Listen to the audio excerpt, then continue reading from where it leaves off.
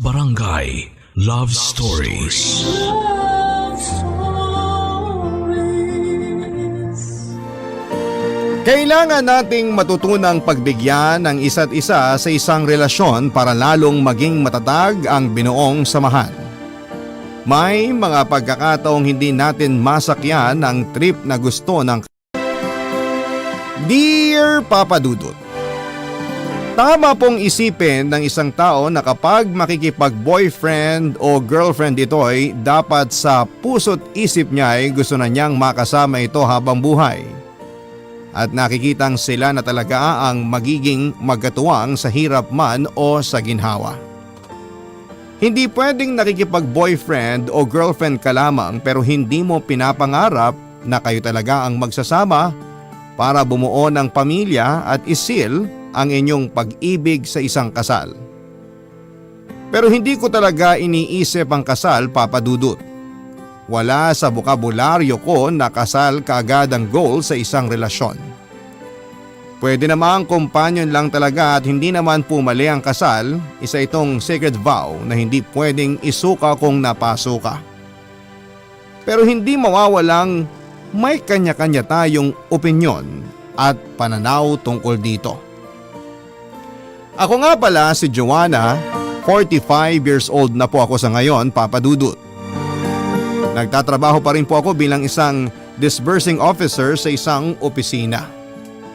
Nais ko pong ikwento ang pinagdaanan namin ng pamilya ko at sana'y may makuhang aral ang ating mga kabarangay na nakikinig ngayon sa ibabahagi kong karanasan sa buhay. Kapag kasal na ang pag-uusapan ay taliwas talaga ako sa pangkaraniwang naiisip ng tao. Para kasi sa akin ay hindi dapat magpadalos-dalos ang isang tao sa pagpapakasal. Lalo na dito sa Pilipinas na wala pang batas para sa divorce. Mahirap ang proseso ng annulment kung hindi na masaya ang pagsasama ng dalawang taong kinasal. Pangmayaman kasi ang annulment at hindi ko afford. Yan po ang nasa utak ko parate. Alam ito ng boyfriend kong si Kevin, gwapo si Kevin, 5 years younger siya sa akin. Hindi siya immature mag-isip, kahit na hindi nakapagtapos ng kurso sa college. Nung una ko siyang makilala ay nagwapuhan ako sa kanya. Charming, may mysterious sa mga ngiti niya, dahil mabait siya mas lalo akong na-in-love sa kanya. Papa Dudut, buo ang desisyon ko sa sarili ko na kung mabuntis man ako ni Kevin ay hindi pa rin ako magpapakasal. Either magsama lamang kami sa isang bahay as live-in partner or pwede kong palakihin ang anak ko mag-isa dahil may trabaho naman ako. Para sa akin, kung wala na akong duda na si Kevin na talaga ang makakasama ko forever ay pakakasalan ko na siya. Ito po ang pinanghawakan ko noon. Ito po ang naging stand ko, Papa Dudut. Maraming nagsabi na kabaliwan ang paniniwala ko pero wala akong pakialam sa sinasabi ng ibang tao, Papa Dudut. Ang importante ay kilala ko ang sarili ko at alam ko kung paano patakbuhin ang buhay ko na kahit si Kevin ay hindi ako kayang diktahan. Dahil dapat may laya ang lahat sa kung ano ang gusto niya basta't hindi ito nakakasira sa karapatang pantao. At hindi ito nakasasakit o nagpapahamak ng buhay ng iba. Kaya kapag kasal na ang pinag-uusapan ay isa itong mainit na talakayan para sa akin, Papa Dudut.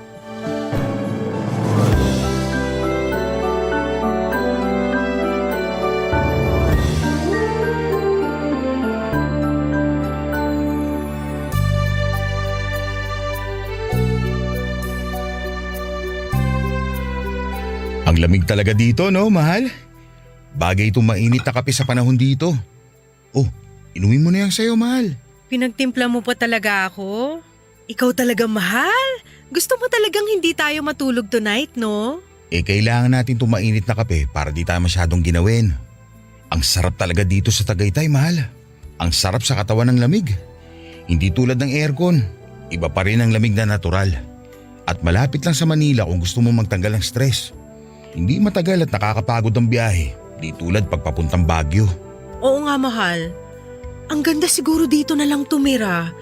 Wala pang traffic at polusyon. Tahimik. Pero may mga lugar pa rin naman kung saan pwede kang pumarty. Meron nga mga lugar kung saan pwedeng pumarty. Pero iba talaga kapag probinsya. Walang ingay. Maganda nga sa mga probinsya kasi ang gaan lang ng buhay. Pero kapag gusto mong kumawala muna, meron naman mapupuntahan. Kumawala talaga? Oo, kumawala. Yan kasi ang naiisip ko pag gusto ng katawan kong pumarty eh. Kapag magkapera ako, gusto kong bumili ng lupa dito. Magandang investment yan, mahal. At pwede natin tayuan na magiging bahay nating dalawa. Dito natin palakihin ang mga magiging anak natin. Bumuo tayo ng pamilya dito. Grabe ka, mahal. Anak, bahay at pamilya agad. Hindi pa pwedeng mag-enjoy muna tayo? Ano ka ba? Pumarty muna tayo. Magsaya tayo. Enjoyin natin ang oras natin na magkasama. Mahal, alam mo naman na mahal kita. Matagal na rin tayo kaya ramdam kong tayo na talaga. Alam ko. Kaya nga tayo pa rin dahil mahal kita. Mas mahal kita. Bukod dun, nire-respeto kita bilang babae. Alam ko naman yan, mahal. Isa yan sa gusto ko sa'yo dahil nire-respeto mo ko. Never kong naramdaman na pinagsasamantalahan mo ang pagmamahal ko sa'yo. Siyempre, ayaw kitang mawala sa akin. Mahal na mahal kita. Kahit ilang beses kong ulitin ang mga salitang mahal kita, hindi ako magsasawang sabihin yun sa'yo. Mahal din kita, mahal. Kiss mo nga ako. Mwah! Salamat sa pagmamahal. Salamat din sa pagmamahal mo sa akin. Pangako, mahal, hindi kita iiwan. Paninindigan kita. Ilang beses na ako nagsabi sa'yo na gusto ko magpakasal na tayo. Alam ko naman na ikaw na. Tayo na ang magsasama habang buhay.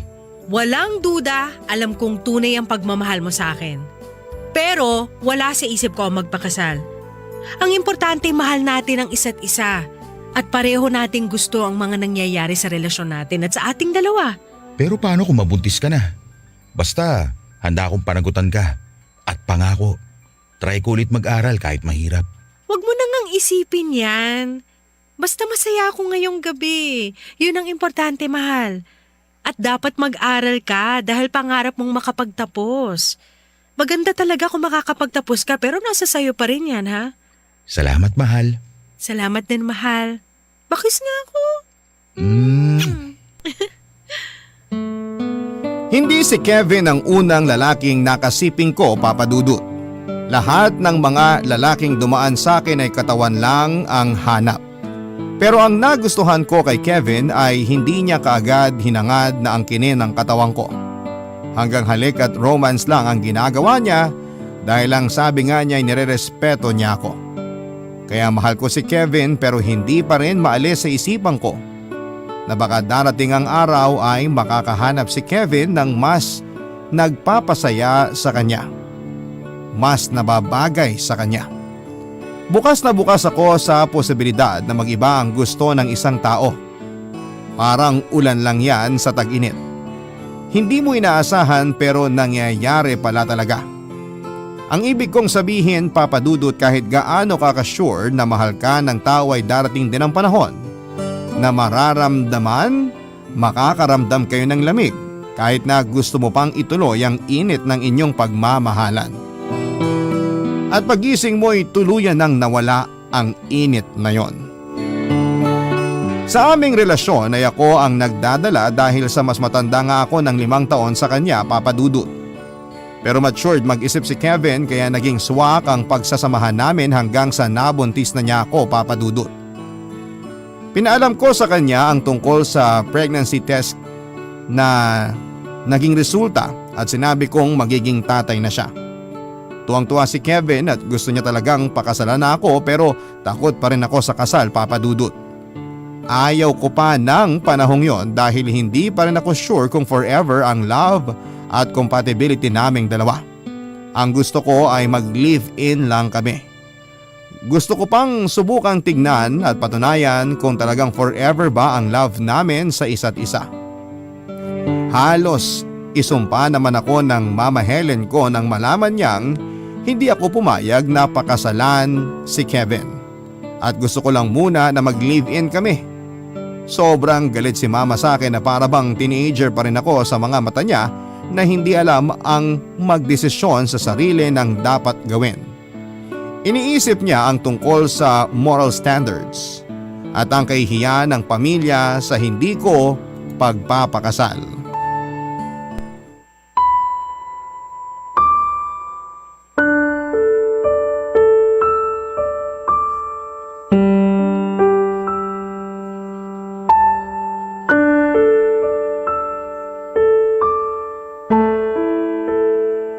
Hindi ko alam kung anong nasa utak mo, Joanna. Kung nasa katinuan ka pa ba? Anong rason niyang ayaw mong magpakasal kay Kevin at gusto mo na lang mag-live-in kayo? Ma, ayaw ko pang magpakasal. Kahit ilang beses mo kong pilitin, ayaw ko po talaga. Ayaw mo, pero gusto mong magsama kayo sa iisang bahay. Para ano? Ganyan na ba talaga ang mga babae ngayon? Kapaliwan to, Joanna! Dapat panagutan ka ng lalaki dahil buntis ka nga. Hindi mo ba naiintindihan? Ano ka ba? Mabubukod pa rin kami ni Kevin. Pero skip lang namin ang kasal part. Magiging okay pa rin naman ang buhay ko nun. Kagagahan to, Joanna, ha? Ano? Live-in lang kayo? Yan ba talaga ang pangarap mo? Gusto mo lang may pumatong sa'yo sa oras na gusto mong mapagbigyan ka? Pero ayaw mo naman na magkaroon kayo ng titulo na mag-asawa na talaga kayo. Wala namang masama kung live-in lang kami. Hindi na iba yung sinasabi ninyong patong-patong. Malaki na ako, ma. At need ko rin yan. Ano ka ba naman? Hindi mo ba naririnig yung mga sinasabi mo? Ayusin mo yung pagmumukha mo, Joanna, ha? Kung nasa probinsya tayo ngayon, ako buong bayan pinag-uusapan na tayo. Mabuti na lang at nandito tayo sa Manila. Ma, sila pa rin bang inaalala mo? Wala nga akong pakialam sa ibang tao, ma. Naging maayos naman akong anak. At matanda na ako. Dapat nga hindi mo na ako pinakikialaman sa mga desisyon ko. Responsibilidad ko na ang sarili ko. Maayos ba yung ayaw mo magpakasal? Gusto mo na makamundong gawain? Responsibilidad ba ang tawag dyan? Mama naman, paulit-ulit tayo. Grabe naman yung makamundo. Nakakatawa. Choice ko to, ma. Hindi na ako bata. Magiging pamilya naman kami ni Kevin dahil magsasama kaming dalawa at ang magiging anak namin. Pero anak, iba pa rin na may pinanghahawakan ka. Yung kasal kayong dalawa. Para ano, ma? Para sa isang kaperasong papel, mangyayari ang nangyari kay Tita Athena? Ayoko, ma. Parating niloloko ng asawa niya si Tita. Panay away bati para sa sagradong kasal na yan. Pero alam mo naman na hindi na siya masaya. Niloloko lang siya. Niloloko lang ni Tita ang sarili niya. Ayoko nang ganun. Kung lulukuhin ako, wala na. Naghanap na ng iba so malaya na kami pareho. Yan ang pinaniniwalaan ko, ma. Joanna, hindi ko pinangarap na maging ganito ka. Ma, okay lang ako. Huwag niyo na akong alalahanin. Kaya ko na ang sarili ko. Basta kapag sure na ako na kami talaga ni Kevin, magpapakasal kami. Siguraduhin mo yan. Bakit kasi hindi na lang ngayon? Sige na, ma. Hayaan niyo na. Andito na si Kevin. Hi, mahal. Heto na po ang liempo. Mukhang masarap. Kumain na tayo. Kevin, Ma, please. Ano ba naman kayo? hindi mo ba talaga mapipili tong anak ko na magpakasal sa'yo? Okay ka lang ba na magka-live-in lang kayo? Siguro okay sa'yo kasi lalaki ka naman. Paano kung bukas ayaw mo na? Iiwan mo na lang ba ang anak ko? Tita, hindi mangyayari yan. Mahal ko ang anak ninyo. Ay naku, kumita na yung mahal ko ang anak-anak. Siguraduhin mo yung pagmumukha mo ha, kung hindi, naku, ako talaga ang makakalaban mo. Ma, tama na. Gusto ko po talagang makasal kami ni Joanna, tita. Ayang ka na naman Ano ba to? Nakakawalang gana na tuloy kumain. Okay, sige. Hindi ko na babanggitin yung kasal-kasal. Dahil alam kong buo na ang desisyon mo hindi magpakasal. Ay nako, ewan ko talaga sa inyo. Ako naman ang nawawala ng gana. Tita, masarap po itong liempo. Taga Cebu may-ari kaya masarap. Hindi na ako kakain. Bahala na kayo. Tita, sandali! Papadudod kung teenager lamang ako ay pwedeng sabihin ng ibang tao na wala akong asal na anak. Pero sa aking edad ay may karapatan na akong magsalita para sa sarili ko. Alam kong nasaktan ko si mama pero ayokong mag-compromise sa gusto na niya sa hindi ko naman gusto. Matapos ang ilang buwan na nagsama kami ni Kevin sa isang bahay ay pinanganak ko na ang baby namin. Kamukha niya si Kevin, kaya ang sabi nila ay mahal ko talaga ang ama ng bata dahil kamukha niya ito. Female version ni Kevin ang baby Irish namin. Naging mami ako sa edad na 26. Papadudod parang ako pa ang tumayong tatay sa relasyon namin dahil ako ang nagtatrabaho habang si Kevin naman ay nasa bahay lang. Pinagsabihan ako ng mama na nawi-weirduhan pa rin siya sa setup ng pamilya ko.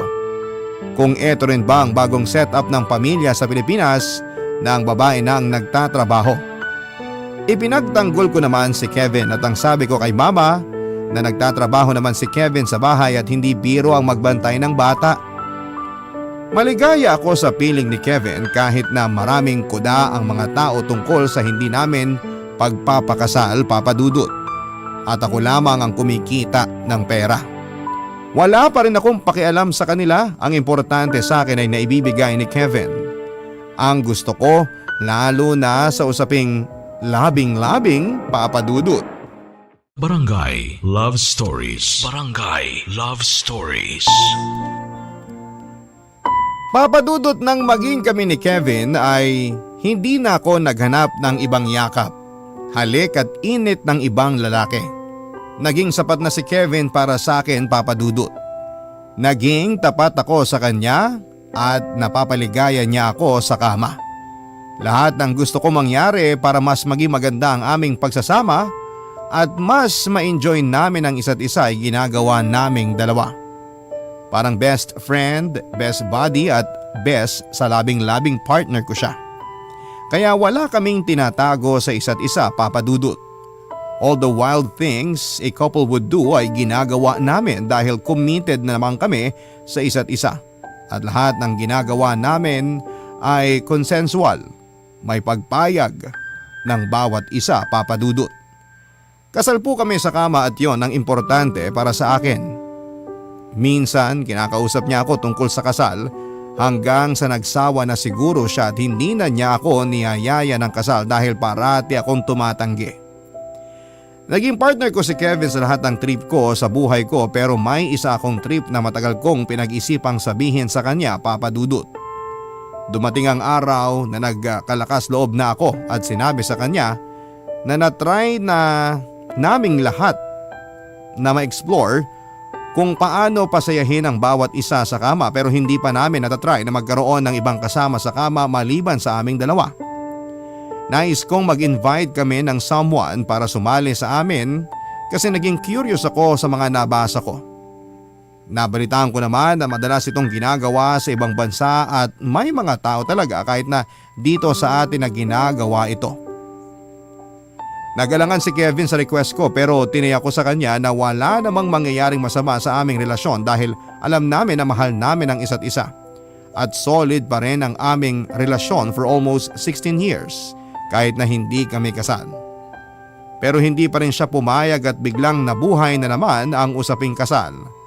At naging sure na rin ako sa sarili ko na pakasalan ko siya during the 16th birthday ng anak naming si Irish. Walang kaalam-alam si Irish sa plano ko.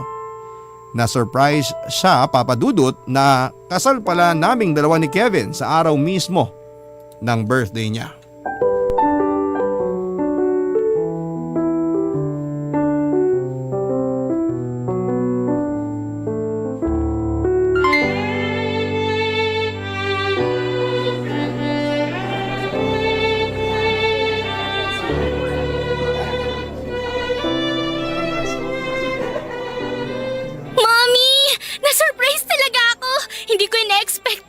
Kaya pala maganda talaga ang suot nyo kasi kasal nyo pala ni Daddy. Itong pinakamagandang birthday ever ko. Ang ganda ng gift nyo, Mommy. Baby, di ba? Isa ka sa kumambinsi sa akin ng pakasalan ng daddy mo? Oo naman po. Mommy naman eh. Huwag mo na akong tawagin, baby. 16 years old na ako. Dalaga na ako. Ay hindi. Forever baby ko ang baby Irish ko. Bakit? May boyfriend ka na ba kaya ayaw mo nang tawagin kang baby ni Mommy? Si Mommy talaga. Wala pa akong boyfriend. Magiging pharmacist muna ako. Baby, pwede ka namang magka-boyfriend. Basta alam lang namin ng daddy mo, huwag ka maglihim. At saka wag mo na magpabuntis. Mami naman, alam ko naman na nakakasira ng future ang maagang pagbubuntis na wala pang natatapos. Mahirap kayong mabuhay ng walang trabaho, walang natapos. Parang si Daddy po, kaya wala siyang trabaho kasi hindi siya nakagraduate. Shh, hinaan mo lang ang boses mo. Baka marinig ka ng Lola Helen mo. Tatalak na naman yun. Basta, mahal ka namin at hindi nagkulang ang daddy mo sa'yo. Siya kaya nag-aalaga sa'yo tuwing nasa office si Mami. Kaya technically, may trabaho si Daddy. Hindi biro maging taong bahay at pag-aalaga sa'yo noon.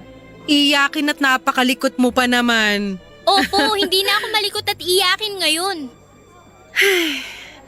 Ang bilis talaga lumipas ng panahon. Dati ang liit-liit mo lang, nakakarga ka pa namin. Ngayon, ang laki na ng baby namin. Gawa na ulit kayo ng baby ni Daddy, Mami. Para naman may kapatid na ako. Mas magiging super happy family tayo nun. Super happy naman tayo. Mas gusto ko may kapatid ako, Mami. Pag-iisipan ko. No! Huwag mo nang pag-isipan, Mami. Gawin nyo na. Ikaw talaga? Irish Apo, tinatawag ka ng mga pinsan mo, magpipicture raw kayo. Ay, sige po, Lola. Mami, dun muna ako. Ayan, kasal ka na anak. O ano sila ngayon? Kita mo? Wala nang masasabi sa atin ng mga yan. Kasi nga, kasal ka na. Natutuwa ako sa naging desisyon mo't nangyari nga ito. Eh dapat doon pa to nangyari eh. Pinaabot nyo pa talaga ng 16 years bago kayo nagpakasal. Naku ma, sila pa rin ba inaalala nyo? Wala akong paki sa kanila, wala akong paki sa ibang tao. Pinapakain ba nila tayo? Sila ba ang bumuhay sa atin? Pero oo, natupad ko na rin na matagal nyo nang kinukulit sa aking kasal. Pero ma, nagpakasal ako dahil gusto ko na. Napatunayan kong si Kevin na ang lalaki makakasama ko forever. Ano yun? Tama ba yung narinig ko? Ako ang forever mo? Oo, bakit? May bago ba ron? Siguraduhin nyo yan ha. Opo naman ma. Promise ko po yan. Yung sumpa na ginawa namin kanina sa altar, nakatatak na yan dito sa puso ko. Dahil mahal na mahal ko ang asawa ko. Hindi mangyayari ang kinatatakutan ng anak nyo. Hindi niya pagsisisihan na pinakasalan niya ako matapos ang 16 years na nagsama kami sa iisang bubong. Panghahawakan ko yan. Pero malaki na ang anak niyong si Irish. Sana maghanap ka na rin ng trabaho bilang ikaw ang lalaki. Ikaw dapat ang provider sa pamilya ninyo. Ma, kami na bahala sa pamilya namin. Kayo naman, hindi naman kami humihingi sa inyo at saka mahusay si Kevin sa bahay. Hindi biro ang trabaho niya. Nandun na ako. Pero iba pa rin na ang lalaki ang nagtatrabaho at kumikita. Ma, huwag niyo namang sirain ang araw ng kasal namin. Abay bakit? Nakakasira ba ng araw ang katotohanan? Ay, puntahan ko na nga lang muna mga kumari ko. Maiwan ko na nga kayo. Si Mama Helen talaga, hindi na uubusan ng puna. Hayaan mo na. Huwag mong intindihin yung sinabi niya. Ang importante, kasal ka na sa akin. Salamat mahal. Salamat at pinakasalan mo na talaga ako. Mahal na mahal kita. Mahal na mahal din kita. Papadudot nakita ko sa mga mata ni Kevin noon na nasaktan ang ego niya sa mga sinabi ni Mama Helen. Sa totoo lang ay hindi issue sa bahay na ako lamang ang nagtatrabaho. Hindi ko pinapa-feel sa kanya na dapat mas boss ako sa bahay dahil ako ang nagdadala ng pera para may makain kami. Para sa akin ay Kevin was a perfect husband. Hindi biro ang sakripisyo niya sa pag-aalaga pa lamang ng anak namin at sa mga gawaing bahay. Paglalaba, linis at pagluluto. Para sa akin ay walang masama sa setup namin at hindi ako nagrereklamo. Alam na alam ko na sinusubukan naman ni Kevin na maging provider sa amin dahil kapag may nakita siyang racket na kayang gawin sa bahay ay ginagawa niya para may maibigay na pera o share sa bills sa bahay. Pero sapat na sa aming tatlo ang kinikita ko. Magandang gesture na lamang para kay Kevin na kahit papaano'y humahanap pa rin siya ng paraan para may maibigay. Kaya pinakasalan ko si Kevin dahil he's perfect sa mga mata ko kahit na hindi siya perfect sa mata ng ibang tao. Pagkatapos ng kasal namin ay kinausap ko siya tungkol sa matagal ko na ring nasabi sa kanya noon. Para maging mas masaya, Ang official honeymoon namin, kahit nagsama na kami ng 16 years, ay pumunta kami sa isang beach resort at pinag-usapan namin ang gusto ko. Ang isang fantasy na matagal ko nang gustong gawin, Papa Dudut.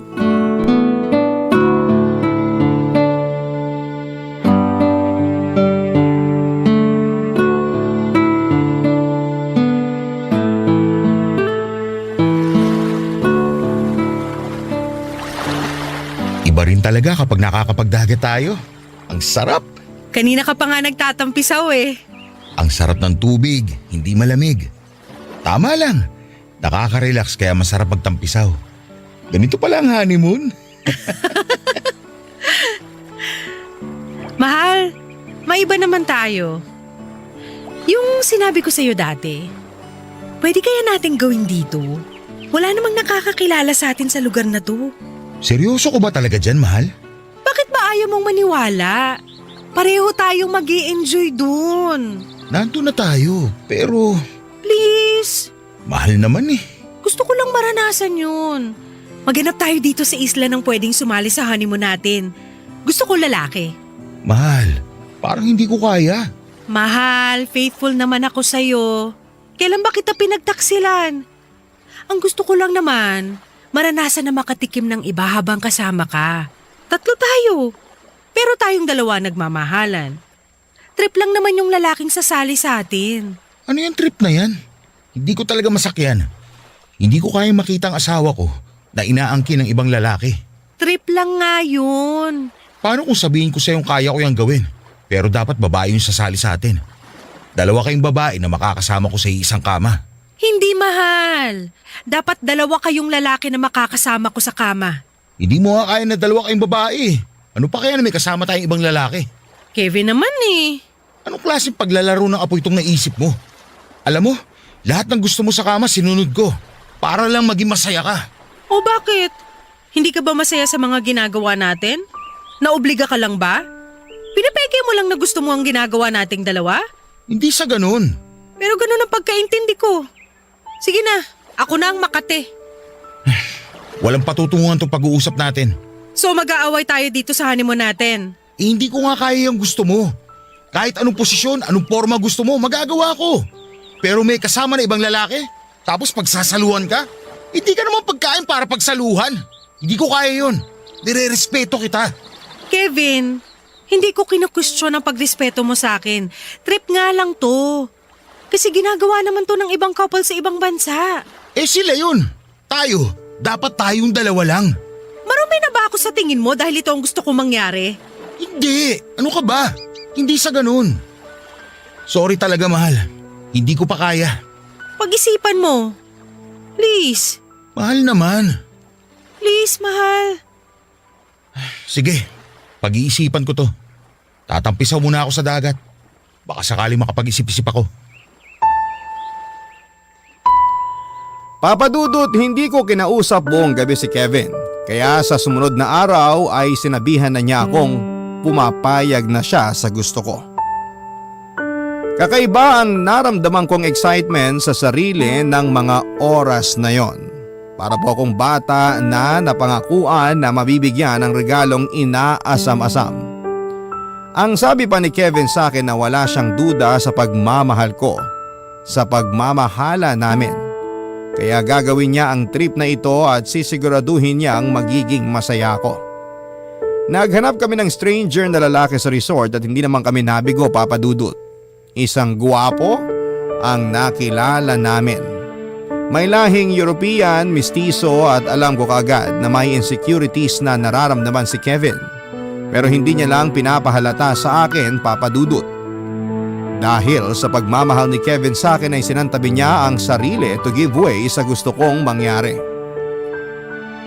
Sa isang tampisaw na kakaiba.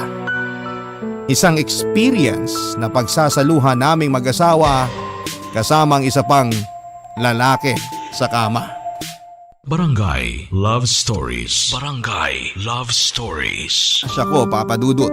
Lalo na nang nakahanap kami ng lalaki na call center pala ang trabaho sa Maynila, si Eldridge. Guwapo talaga siya, artistahin ang itsura pero pinangako ko kaagad kay Kevin na hindi ko siya ipagpapalit. I assured Kevin na hanggang trip lamang ang gagawin namin at kakalimutan namin ang lalaking ito. Kakaiba ang feeling at sobrang init ng mga tagpo. Hanggang sa matapos ang lahat ay isang makamundong pagsasalo-salo ay masayang-masaya ako to experience and fulfill my fantasy, Papa Dudut.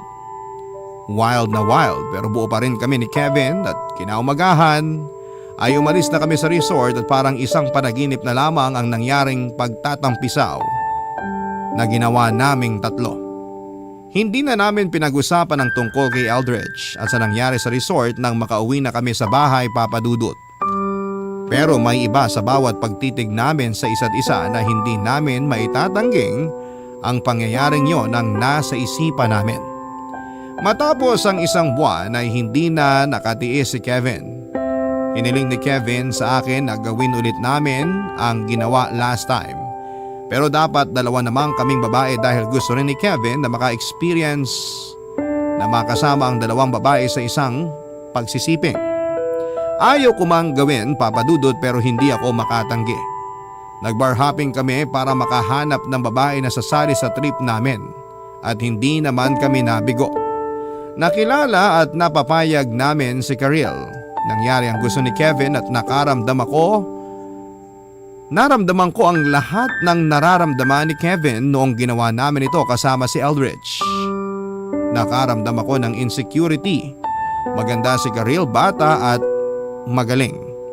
May ilang linggo ang lumipas ay napansin kong parang may nagbago kay Kevin. Parang may iba na itong kinagigiliwan. Na karma ako, Papa Dudut. Nakipagkita pala privately si Kevin kay Karil kaya sobra akong nasaktan, Papa Dudut. Para po ako napaso sa sarili kong sinindihang apoy.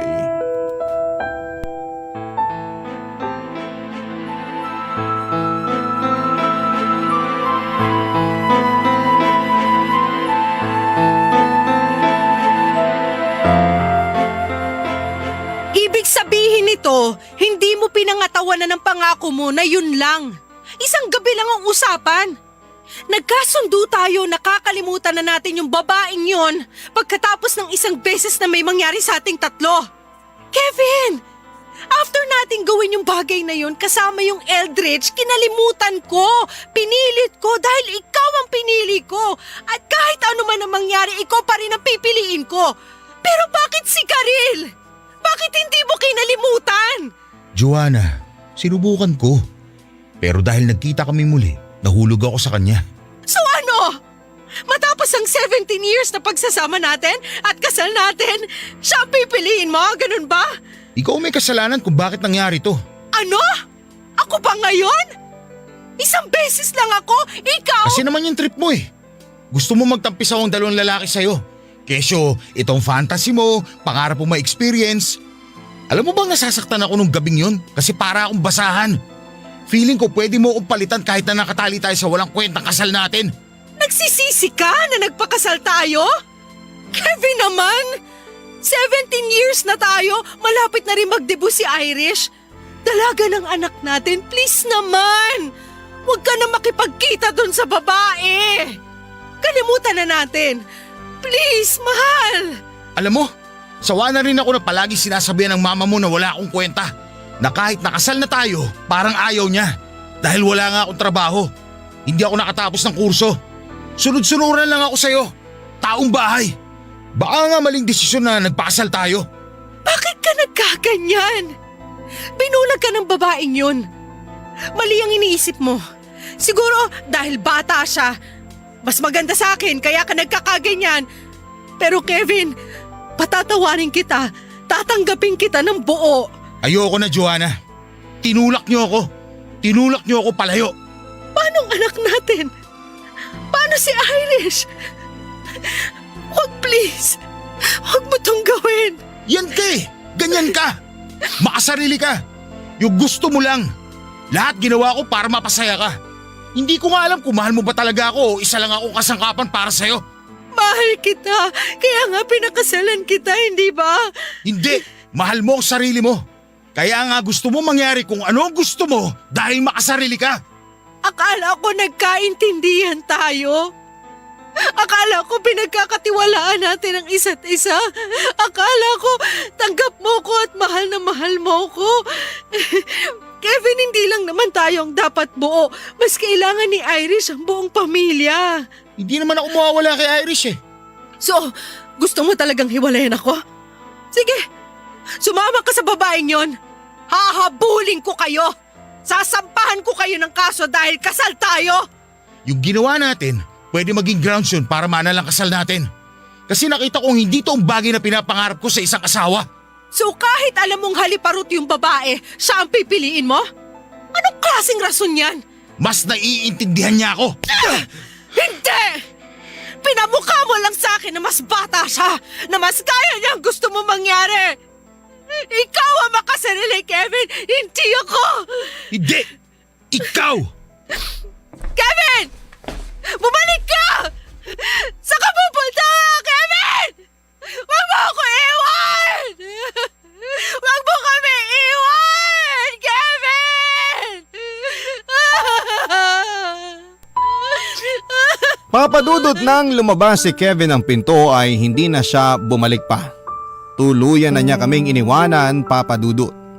Pero hindi ko matanggap dahil alam kong kaya ko pang isalba ang kasal namin, pero parang naging matigas na kahoy ang puso ni Kevin. After a year ng kasal namin ay naghiwalay din po kami. Hindi ko tuloy alam kung tama ba ang naging desisyon ko na pakasalan si Kevin noon. Hindi ko naisip na ang kinakatakutan ko ay mangyayari sa akin. Alam kong may malaki akong participation sa hiwalayan namin dahil sa ginawa naming trip sa isang laro na hindi dapat nangyari in the first place. Kung nag-isip lamang ako na maaaring mauwi sa hindi magandang pangyayari ang ginawa namin, pero nangyari na. Halos isumpa ko ang araw na ginawa namin na pasamahin ang isang lalaki sa pagsisiping at ang payagan si Kevin na pasamahin sa isang kama ang isang babae. Mali na humantong sa hindi nararapat na gawain ng mag-asawa sa isang normal na setup ng love making yon. Mas naiintindihan ko ang kahulugan ng salitang love. Love making nang wala na si Kevin sa bahay, Papa Dudut. Tinatanong ako ng anak kong si Irish kung bakit humantong sa hiwalayan ang pagsasama namin ng daddy niya, at hindi lubos maisip ni Irish na magkakahiwalay kami ng daddy niya. Sobrang nasaktan si Irish sa mga nangyari sa pamilya namin at hindi rin ako nakaligtas sa mga masasakit na salita ni Mama Helen.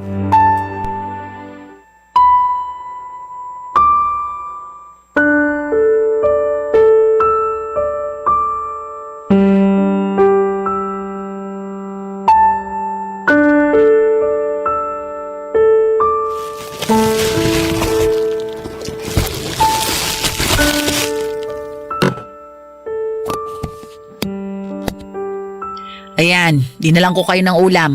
Akong nagluto nito. Nasaan ang apo ko? Nung oras na hindi pa rin umuwi. Oh, di pa kayo nakapagluto ng kanin? Ano ba nangyayari sa'yo, Joanna? Ma, ano ba? Pagod ako. Huwag niyo akong simulan. Not now. Anong not now? Ano ba nangyayari, ha? Bakit nauwi talaga sa hiwalayan ng pagsasama ninyo? Ngayon pa talaga nakasal na kayo? Ma, please. Hindi ko na talaga kayo maintindihan. Kaya nga wag na kayong mag-abalang intindihin. Kasi hindi nyo naintindihan ang lahat. Aba, huwag mo akong pagtataasan ng boses, Joanna, ha? Magulang ako.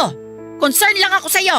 No, Ma. Concern ka kung anong sasabihin ng ibang tao. Tama ako, di ba? Baliw ako. Baliw na ako. Nababaliw na ako. Baliw ang anak niyo, Ma. Joanna! Anak, sabihin mo. Makikinig ako. Ano ba talagang nangyari? Ayoko talagang maranasan ng anak ko na magkaroon ng broken family, Ma. Pero nangyari pa rin sa akin. Gagaya ba ako kay Tita Athena na hahanap-hanapin ng asawa, maging martir na mabuhay sa kasinungalingan para lang mabuo ang pamilya namin? Ang hirap, Ma. Ipaglaban mo ang pamilya mo, Joanna. Ayoko masira ang pamilya ko, Ma. Ayoko talaga, Ma. Ayoko matulad ang Irish ko sa pinsan ko na puno ng galit sa daddy nila dahil naging watak-watak ang pamilya nila. Kaya nga gumawa ka ng paraan. Magagawa mo ang lahat kung hindi mo pababayaan ang sarili mo. Para makapag-isip ka ng matino. Mami? Lola? Irish, anak, Mami? makinig ka sa akin. Pangako ni Mami, babalik ang daddy mo. Magiging buo tayo. Kakausapin ko rin si Daddy. Please, huwag ka magalit sa daddy mo, ha? Opo, Mami. Mahal na mahal ko kayong dalawa, Mami. Anak, tandaan mo parate na may mga bagay na dapat hindi mo gagawin kahit na gustong gusto mong maranasan to dahil hindi natin alam na pwede palang maging way yun para masaktan ng isang tao. Tulad ba ng ginawa ni Daddy? Dahil may iba siyang babae at nagsama na sila. Yun po ba ang gusto niya? Yung daddy mo may mukha pa talaga mang babae. Siya na nga ang palamunin sa bahay. Ma, please! Tama na! Hey! Magsasaing na nga lang ako para makakain kayo. Bahala kayo mag-ina dyan. Irish, wag mong husgahan ng daddy mo. May kasalanan din ako. Basta anak, aayusin namin to, okay? I trust you, Mommy. Sana magkaayos na kayo agad ni Daddy. Miss ko na po si Daddy na kasama dito sa bahay. Sana sa 18th birthday ko, nandito siya. Sana buo na tayo nun. Pangako, magiging buo tayo uli. Wala akong sinayang na oras, Papa Dudut. Pinuntahan ko si Kevin at nagmakaawa. Ginawa ko ang ginawa ng marami babaeng iniwan ng asawa na nagmamakaawa para lamang mabuo ang kanilang pamilya. Nawala lahat ng paniniwala kong kaya kong mabuhay mag-isa para sa anak ko, Papa Dudut. Iba na pala kapag kasal ka na sa isang tao. Hindi dapat parang kanin na kapag napasoy isusuka mo. Hindi ko isusuka si Kevin, Papa Dudut, at buong buo ko siyang tatanggapin dahil siyang asawa ko at ama ng anak ko. Nagsumpang kaming magsasama sa ginhawa man o sa hirap. Ito'y mahirap na parte ng aming pagsasama. Isa itong challenge sa akin para hindi mabuwag ang aming pagsasamahan. Lubos ang tuwa ko nang sa wakas ay mahimasmasan si Kevin at nakipagbalikan siya sa akin. Natupad ang kahilingan ng anak naming si Irish. Nabuo kami sa kanyang 18th birthday, Papa Dudut. Sobrang saya ko na mawala ang kaba na tuluyang masira ang pamilya ko. Na tuluyang mabuwag ang kasal namin ni Kevin. Pinagsisihan ko talaga na ginawa namin ang pantasyang yon. Ang dalawang magkaibang gabi na hindi dapat nangyari. Dapat hindi namin nilagyan ng puwang sa isipan namin na gawin yon. At dapat ay i-consider na naming parate na may masasaktan at maapektuhang ibang tao sa lahat ng desisyon na gagawin sa buhay. Papa Dudut, nais ko sanang kapunutan ng aral ang kwento ko. Ang importanteng nangyari sa amin at the end of the day ay naging malakas ang foundation ng pagsasamahan naming mag-asawa at ng aming pamilya. Sa ngayon po, Papa Dudut, ay tinitingnan namin na isang bubog sa aming samahan ang nagawang pagtatampisaw sa isang makamundong pagnanasa sa loob ng sagradong kasal. Sa bubog na ito ay mas naging matatag na kami ngayon bilang isang pamilya. Ang inyo pong forever kapuso at kabarangay. Ang inyong kapuso, Joanna. Barangay Love Stories. Love stories.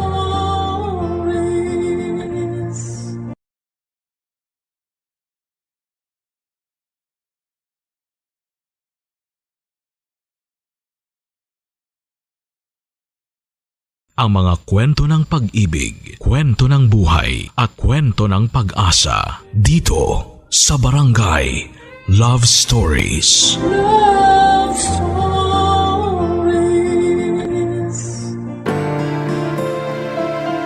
Mahirap magmahal ng taong walang direksyon ang buhay. Walang pangarap Ika nga.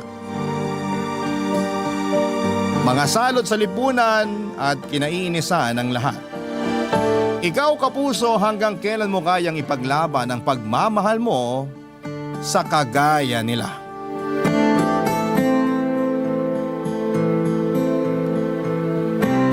Dear Papa Dudut, madalas kapag nagmamahal tayo ay marami tayong nasasagasaang tao. Maraming tumututol na para bang ang pagmamahal ay isang malaking krimen. Yung tipong parang ikaw na ang pinakamakasalanang nilalang na nabubuhay sa mundo. Samantalang ang kasalanan mo lang naman ay nagmahal ka. At ipinaglaban mo ang nararamdaman mo sa mga mapanghusgang kagaya nila. Hello Papa Dudut, ako nga pala si Chestnut. Rakiterang pasaway, 24 years old na ako at ngayon ay nakatira dito sa Nasugbu, Batangas.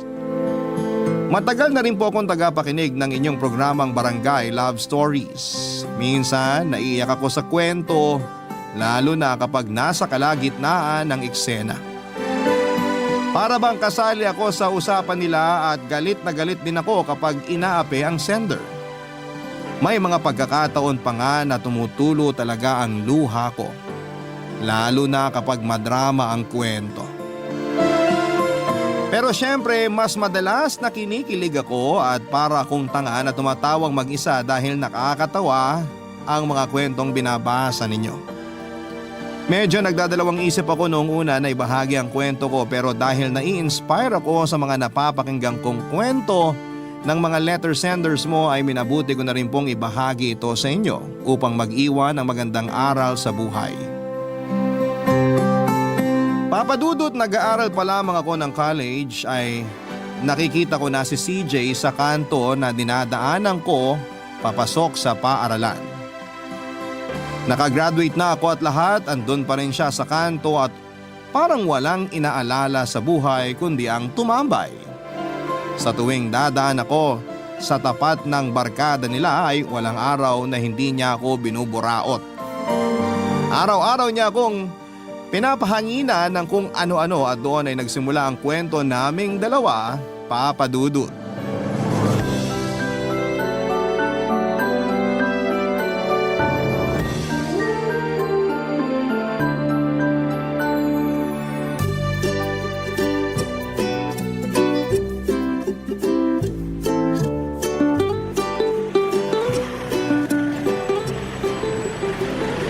Hello, crush! Kanina pa kita hinintay dumaan ha? Late ka na sa usapan natin. Anong usapan? Okay feeling boyfriend lang. Hindi rin makapalang mukha mo, no? Ang taray naman ng bebe ko.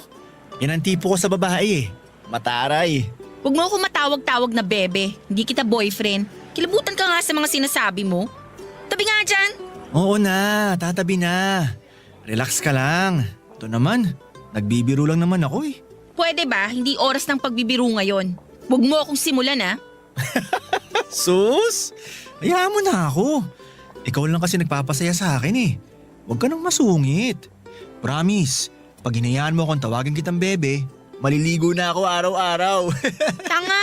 Wala akong pakialam kung magmukha kang taong grasa. Basta wag mo akong matawag-tawag na bebe. Nakakahiya. Baka isipin ng mga nakakarinig wala akong kahihiyan sa sarili. Ano na lang sasabihin nila? Ang dami namang lalaki rito na maayos tapos sa'yo lang ako mapupunta. Grabe siya oh. Na-hurt ang feelings ko dun ah. Alam mo, kaysa maghapon kang nakatambay dito at nambuburaot, maghanap ka kaya ng matinong trabaho para may pakinabang ka sa lipunan. Hindi yung umaasa ka lang lagi sa ayuda. Naghahanap naman ako ng trabaho, bebe ko. Kaya lang yung mga napagkatrabahuhan ko, kundi masusungit, saksakan naman ng kuripot. Ang sabihin mo, tamad ka lang talaga. Sa pagtambay ka lang masipag. Alam mo, nasisira lang araw ko sa'yo eh. Hindi na dapat kita kinakausap wala ka namang kwenta. Aray ah, may feelings din naman ako no. Grabe ka naman sa akin. Ngayon na nga lang ako umibig, mabubuho kaya pa. Halika na, hatid na kita. Mamaya bastasin ka sa labas eh. Hindi mo ako ihahatid. Kaya kong lumakad mag-isa. Ibang klase talaga tong bebe ko. Yan ang gusto ko eh. Pinahihirapan ako. Pero sa time kong humabol sa babae, baka akala mo. Kaya magpasalamat ka. inaambunan pa kita ng atensyon ko. Kinatatakutan yata ako rito. Isa pa, kahit tamad akong maligo, marami pa rin babaeng gustong sumiksik sa mabangong kilikili ko. Yak! Kadiri ka! Huwag mo nga ako ikumpara sa mga babaeng sinasabi mo. Sure ako na hindi rin naliligo yung mga babaeng yun, kaya bagay kayo magsiksikan. Parehas kayong mababaho. Excuse me nga! Rico naman! Sabi ng tabi eh! Oo na, tatabi na. Pwede ba sa susunod na makita mo kung dumaan dito, huwag kang nang uurat? Naaalibadbaran talaga ako kapag nakikita kita. Kaya tantanan mo na ako. Ayokong maaga palang sira na yung araw ko. Ah, yan ang hindi ko may papangako. Mahirap yan. Paano naman ang puso ko? Ikaw lang nagpapasaya dito, no? Huwag ganun. Bad yun, baby ko. Ewan ko sa'yo. Kahit anong gawin mo, hindi kita papatulan. Baby ko, huwag kang magsalita ng tapos. Baka mamaya kapag nakita mo kong bagong paligo, lumuwa ang mata mo. Baka ma-inlove ka din sa akin. Kahit maligo ka ng pabango o pumorma ka na parang mag-aanak ka sa binyag, hindi pa rin kita magugustuhan. Una, wala akong kinabukasan sa'yo. Pangalawa, kailan ka ba huling tumingin sa salamin, ha? Yang buhok mo parang pugad ng manok. Yang pananamit mo ang badoy, ang dugyot pa. Yung amoy mo, malayo palang umaalingasaw na. At higit sa lahat, wala kang trabaho. Kaya nga nagtataka ako sa'yo eh. Bakit ang lakas ng loob mong manligaw? O sige, kung sasagutin kita, anong ipapakain mo sa akin, Aber? Pag nagugutom ba ako, mabubusog ba ako ng amoy ng kilikili mo? Nakakaloka ka? Manap ka nga ng babaeng bagay sa'yo. Huwag ako yung kinukulit mo. Ayaw mo nun, baby ko? Pag sinubukan mo akong mahalin, hindi ka mahihirapan. Matipid ako sa sabon, hindi ako nagsashampoo, hindi ako maluho sa damit, at hindi rin ako madamot. Katunayan, dahil alam kong gustong-gusto ng mga bebot tong pangromansang katawan ko, naisip ko na laging maghubad. Kaya lagi akong walang suot na t-shirt eh. Pinakikita ko sa kanila to ng libre. Ayan oh, maumay ka sa kakatitig. Yummy, di ba? Kaya hindi ka nalugi sa akin. Ewan ko sa'yo, bastos ka. Wala kang modo. Hindi ka nakakatawa at lalong hindi ka nakakakilig. Puisit! Tamaan ka sana ng kidlat! Ganon palagi ang nangyayari sa amin ni CJ tuwing magkakasalubong kami, Papa Dudut. Hindi ata kompleto ang araw niya kapag hindi niya napapakulo ang dugo ko. Siya lang yata ang lalaking nakilala ko na ubod ng kapal ang pagmumukha, hindi marunong mahiya. Alam na alam niya kung paano ko siya papansinin dahil sa pang-iinis niya. Dumating ako sa punto na kailangan ko pang umiba ng daanan para lamang makaiwas sa kanya, Papa Dudut. Kahit malayo ang iikutan ko ay nagtsatsaga talaga akong maglakad ng malayo, huwag ko lamang siyang makasalubong. Pero sadya nga yata ang mapagpiro ang tadhana, Papa Dudut.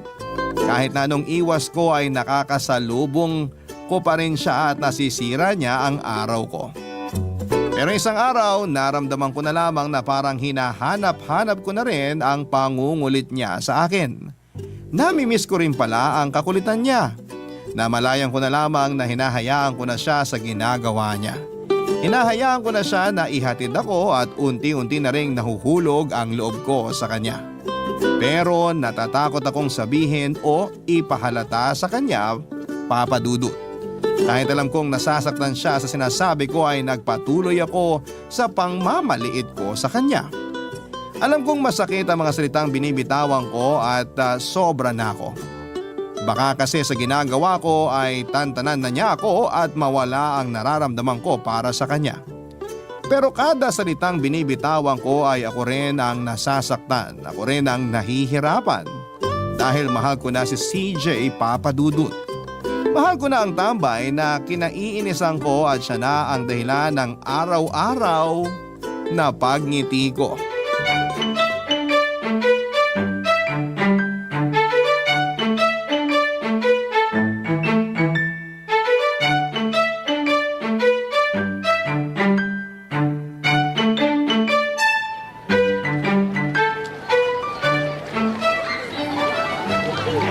Baby ko, punta ka na ba sa palengke? Oo. CJ, may sasabihin ako sa'yo. Makinig kang mabuti ha. Sige, baby ko. Basta ikaw magsasalita, lagi ako makikinig. Payag na akong bumuntot ka sa akin na parang aso. Pero pwede ba? Huwag mo akong tatawaging bebe ko. Nakakairita eh. Ito naman. Ano bang masama sa pagtawag sa'yo ng bebe ko? Teka, ano bang gusto mong itawag ko sa'yo? Hoy, o kaya, psst, pwede ring chestnut coconut. Ganun ba gusto mo? Ayan ka na naman sa kakornihan mo eh. Umapayag na nga akong bumuntot ka sa akin kung ano-ano pa yung mga sinasuggest mong walang kwenta. Konti na lang masasap ako ng mukha mo. Ayoko may makarinig na tinatawag mo ako ng ganun. Hindi naman kita boyfriend at ayaw din kitang maging boyfriend, okay? Nagsasawa na kasi ako sa araw-araw mong pangungulit. Kaya payag na akong buntutan mo. Kaya sa araw-araw akong naha-high blood sa'yo. Yun lang yun. Alam mo, bebe ko, alam ko naman na nagkakagusto ka na rin sa akin eh. Baka nakakalimutan mo, si CJ tong kausap mo. At alam ko na yung mga style niyong mga babae. Kunwari, ayaw nyo. Pero deep inside, gusto rin ako. Aminin mo, gusto mo na rin ako, no? Uy, aamin na yan. Umamin ka na kasi. Hindi ko naman ipagkakalat na gusto mo rin ako eh. Uy, gusto niya na ako. Gusto niya na ako. Aminin mo na kasi. Utot mo, Blue. Oh, hindi ah. Red ang utot ko. Kakulay ng puso kong tapat na nagmamahal sa'yo. Ano yun? Feeling mo nakakatawa ka nun? Bahala ka na nga sa buhay mo. Pag di ka pa tumigil dyan, hindi na kita papansinin kahit kailan. Kaya mo? Hindi nga. Aminin mo na kasi para matapos na to. Hayaan mo, pag sinagot mo ako, bukas na bukas, maliligo na ako. Wag lang ngayon ha, wala kasing tubig sa bahay eh. Bukas daw meron na. Teka, amayin ko nga kilikili ko. Okay pa naman, good pa to. Ano, payag ka na ba na ikaw na ang bebe ko? Wag mo nang pigilan, alam ko namang kinikilig ka eh. Masama daw magpigil ng kilig, nakaka-UTI. Sige ka, masakit yon. Ano, payag ka na? Hindi, no? Alam mo ka nito. Taas naman ang pangarap mo. Eto naman. Alam ko naman na alangan ako sa'yo eh. May pinag-aralan ka samantalang ako, eto, dakilang tambay lang. Oo, makapal ang mukha ako na mag-ambisyon ng isang kagaya mo. Pero anong magagawa ko? Tinamaan talaga ako sa'yo eh. Sige na, pumayag ka na maging girlfriend ko. Magbabago ako para sa'yo. Maghahanap ako ng trabaho hanggang sa may pagmalaki mo rin ako sa pamilya mo. Oo na, sige na. Aminin ko nang nagugustuhan na rin kita. Yun! Sabi na nga ba eh. Di nga ako nagkamali sa hinala ko. Ang saya ko. Para tuloy gusto kong ipasa ng buong kanto tapos magpainom. Baliw! Akala mo naman may pampainom ka. Papayag na akong maging tayo. Pero secret lang muna ha. Ayoko munang may makaalam. Baka kasi pagmulan pa ng away namin ni Mama yan. Kilala mo naman yun. Sige, payag ako. Kapag successful na akong tambay, pupunta ako sa bahay nyo na nakabarong Tagalog with matching makintab na black shoes para mamanhikan. Ewan ko sa'yo. Tara na nga. I love you, baby ko. I love you too. Naging maayos ang relasyon naming dalawa, Papa Dudut. Hindi naging sagabal ang pagiging tambay niya para maging masaya kami. Nakita ko ang unti-unti niyang pagbabago, naghanap siya ng trabaho at natanggap siya kahit sa construction lang, Papa Dudut. Okay na rin, ang mahalaga ay marangal ang trabaho niya. Doon ko nakilala ang pagkatao ni CJ. Mabait naman pala siya, maalaga at mapagmahal. Lagi niya akong pinapatawa kaya nagiging magaan ang sitwasyon naming dalawa sa kabila ng takot ko kapag nalaman ni na Mama na si CJ lang ang boyfriend ko. Pero dahil sa maliit lang naman ang lugar namin, hindi na itago ng matagal ang relasyon namin ni CJ. Nalaman ni na Mama ang totoo at harap-harapang pinamukha sa akin ni Mama na hindi ito karapat-dapat na maging boyfriend ko. Ginawa ni Mama ang lahat para maghiwalay kaming dalawa. Ipinapahiya at kinukutya niya kami ni CJ at lahat na yata ng masasakit na salita ay narinig namin kay Mama. Halos ikulong ako sa bahay, wag ko lamang makita si CJ. Tuwing lalabas ako kundi ko kasama si Mama ay pinapasamahan ako sa pinsang kong lalaki. Pero dahil mahal ko si CJ at naniniwala ako na magbabago siya ay pinaglaban ko ang relasyon naming dalawa. Natuto akong tumakas kahit minsan nasasaktan na ako ni mama, mas nanaig pa rin ang pagmamahal ko kay CJ. Madalas kong naririnig na sinasabi sa akin ni mama na ang tanga-tanga ko raw. Pero hinayaan ko lamang siya. Maaring tama si mama. Pero wala namang mali kapag nagmahal, hindi ba? Alam kong pinipilit ni CJ na patunayan sa akin at sa pamilya ko na may magagawa pa siya para magbago. Pero sa tuwing ginagawa niya yon ay para bang sinusundan siya ng kamalasan. Kung di siya nawawalan ng trabaho, hindi naman siya natatanggap sa mga pinag-a-applyan niya. Matanggap man siya, lagi naman siyang nakakasama sa mga tinatanggal ng kumpanya. Alam kong gusto nang sumuko ni CJ, Papa Dudut, pero dahil nakikita niya kung gaano ako kapursigidong tulungan siya, ay nagkakaroon siya ng lakas ng loob na lumaban, Papa Dudut. Barangay Love Stories. Barangay Love Stories. Walang araw na hindi ako inaaway ni Mama, Papa Dudut. Binabantayan niya kada kilos ko at walang ibang topic sa bahay namin kundi puro tungkol kay CJ. Ang pangahamak niya, ang harap-harapang pagpapahiya sa akin kapag may bisita kami, yon ang madalas na eksena sa bahay namin. Andyan ang sasabihin ni Mama na, "Nako, yung si Chestnut, Mare, ewan ko ba dyan? Sayang ang ipinantutustos ko sa pag-aaral niyan. Kung alam ko lang na babagsak sa isang tambayan sana, hindi ko na lang pinag-aral." Hindi ko na mabilang kung ilang beses na akong pinahiya ni Mama, Papa Dudut. Pero hindi ko alam kung bakit kahit masasakit ang salitang naririnig ko, ay hindi ko pa rin magawang iwanan si CJ.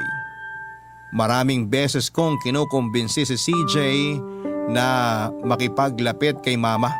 Pero kahit siya ay sumuko na rin dahil nanatiling malamig ang pakikitungo sa kanya ni Mama. Matagal ko na ang ipinagdarasal na sana'y dumating ang araw na matutunan din ni Mama na tanggapin si CJ. Lalo na at nakapagdesisyon ako na ayain si CJ na magsama na kami. Nagsasawa na kasi ako sa sitwasyon, Papa Dudut. Alam kong hindi maganda na sa akin pa magsimula ang pag-aaya na magsama kami ni CJ, pero eto lamang ang alam kong paraan para maging malaya kami. Iniisip ko noon na baka kapag nagkasama na kami ay matutunan din ni Mama na tanggapin si CJ. Pero sobrang tigas ng puso ni Mama, Papa Dudut. Kaya ako ang mas nahihirapan sa sitwasyon nilang dalawa ni CJ.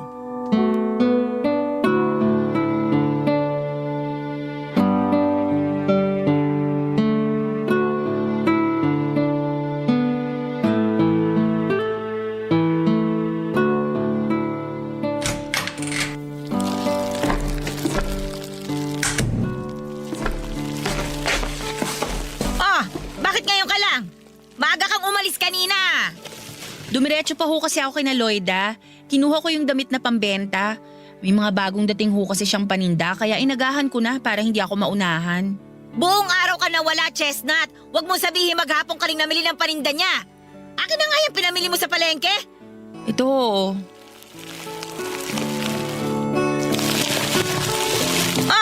Tingnan mo tong gulay na binili mo. Lanta na.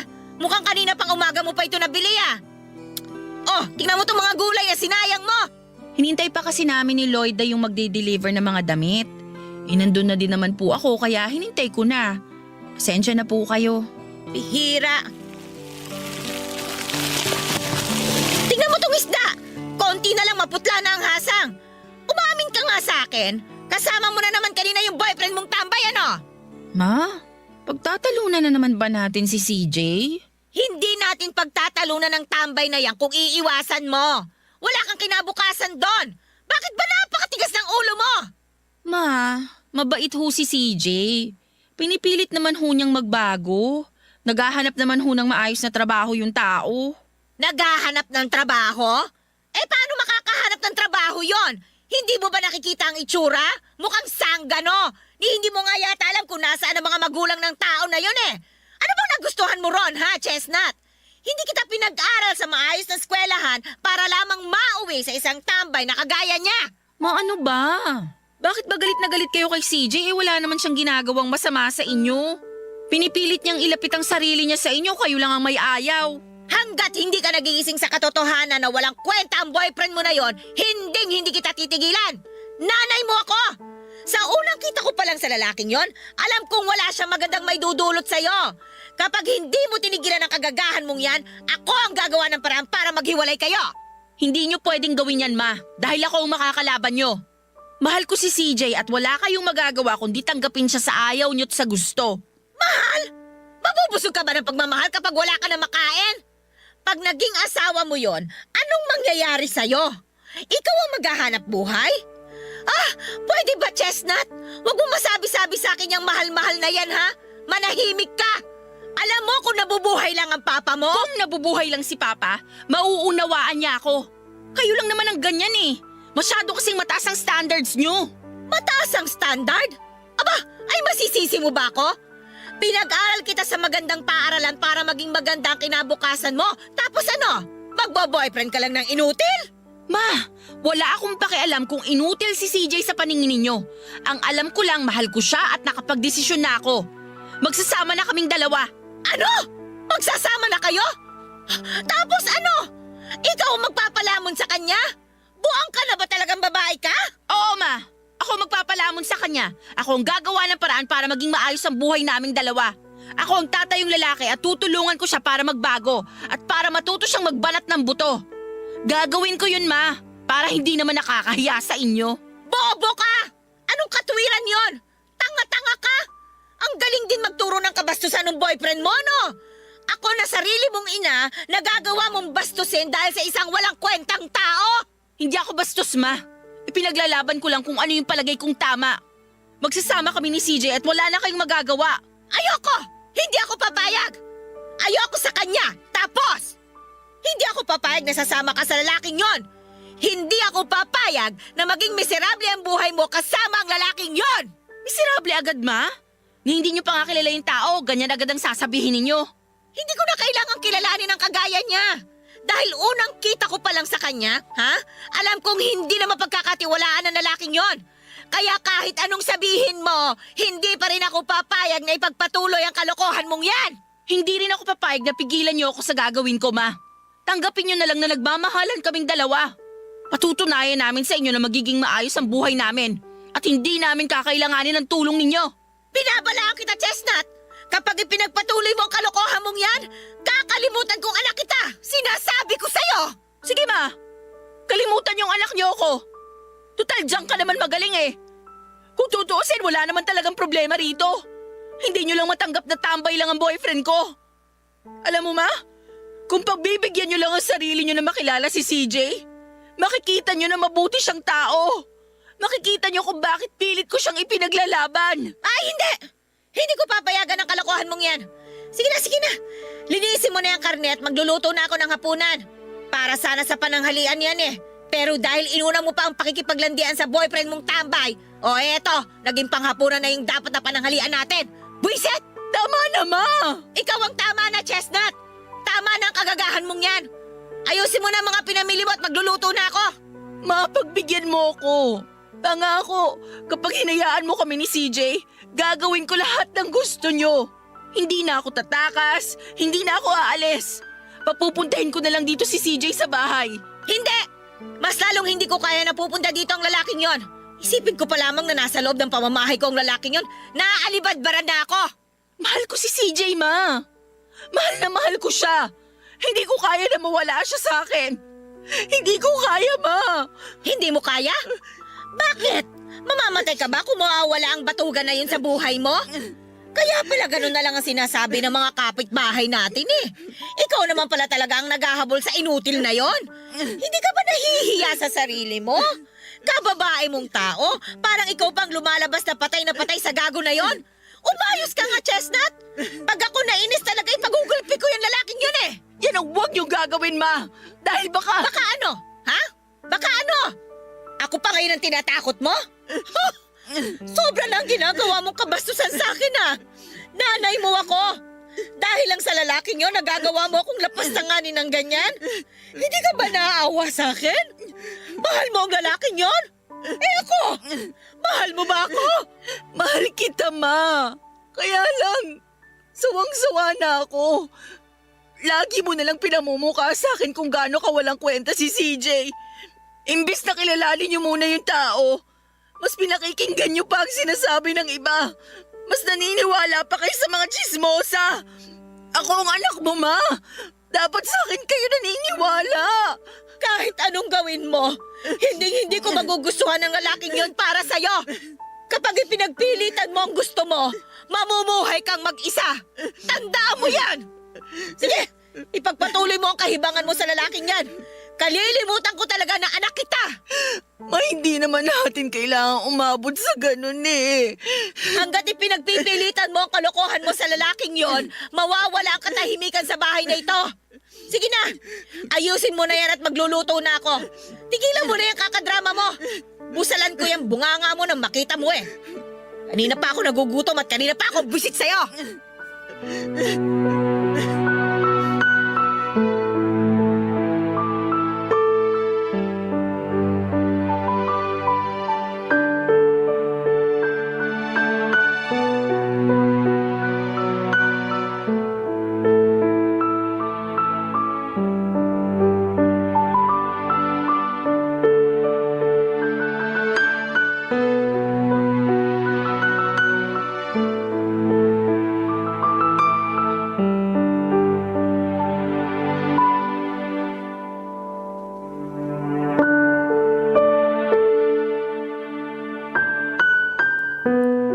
Papadudot, kahit laging ipinapahiya ni Mama si CJ ay hindi pa rin kami sumuko dahil nakita ko lahat ng paghihirap ng boyfriend ko para mapalapit kay Mama. Nakita ko rin kung paano niya pinapahalagahan ang relasyon namin. Pero kahit na anong gawin niya, lagi siyang nawawala ng trabaho. Hanggang isang araw ay naramdaman ko na lamang na parang sumuko na siya. Pero pilit ko pa rin pinaparamdam sa kanya na kahit na anong mangyari, andun lamang ako para sa kanya. Na hindi ako bibitaw at mahal ko si CJ, Papa Dudut. Kaya kahit na anong mangyari, ipaglalaban ko siya. Siya lang ang lalaking minahal ko kaya hindi ako papayag na mawala siya sa akin dahil lang sa pagiging tambay niya. Ginawa ko ang lahat pero parang hindi naging sapat yon para kay CJ, Papa Dudut. Sumuko na siya. Sinabi niya sa akin na hindi na niya kaya, na ayaw na niya. Natapusin na namin ang aming relasyon. Nasaktan ako ng sobra, pinaglabang ko siya tapos mauuwi lang din pala sa wala ang lahat. Papa Dudut, umalis si CJ nang hindi nagpapaalam sa akin. Hindi ko alam kung saan siya pumunta. Walang makapagsabi kung nasaan siya at tinanong ko ang mga kabarkada niya pero tikom ang bibig ng mga ito. Walang gustong magsalita. Sobrang sakit ng ginawa niya sa akin, Papa Dudut, parang gumuho ang mundo ko. Nawalan ako ng gana sa lahat ng bagay at ayaw ko makipag-usap kahit na kanino. Kahit sina Mama ay hindi na rin alam ang gagawin sa akin. Nagkukulong ako sa kwarto at halos hindi makakain. Si CJ ang buhay ko. Si CJ lang ang gusto kong makasama habang buhay. Kasi hodang ayaw ng lahat sa kanya, ang alam ko lang ay mahal ko siya at hahanapin ko siya. Ipaparamdam ko pa rin sa kanya na nandito lamang ako kahit na ilang beses pa siyang sumuko. Ganon naman ang pagmamahal, hindi ba? Hindi sumusuko. Hinanap ko siya at halos galugarin ko ang buong Batangas para lang makita siya. Pero sadyang mailap sa akin ang pagkakataon. Nahirapan akong makita siya hanggang isang araw. Naimbitahan ako ng isa kong kaibigan sa San Juan. Habang naglalakad kami ng kaibigan ko ay bigla akong kinamahan nang matanaw ko sa loob ng isang restaurant si CJ. Kilalang kilala ko si CJ, Papa Dudut, kaya nagmamadali akong pumasok doon. Hindi ko na inisip kung ano ang ginagawa niya doon, kung nagtatrabaho ba siya o kung tumatambay lang din gaya ng nakagawian niya sa lugar namin. Nagulat pa siya nang makita niya ako, Papa Dudut. Parang gusto niya akong iwasan pero nakipag-usap pa rin siya sa akin dahil nasukol ko na siya. Haggard ang itsura niya at parang medyo pumayat siya. Gusto ko siyang yakapin pero nagpigil ako. Kaya kahit miss na miss ko na siya ay pinigilan ko ang sarili ko.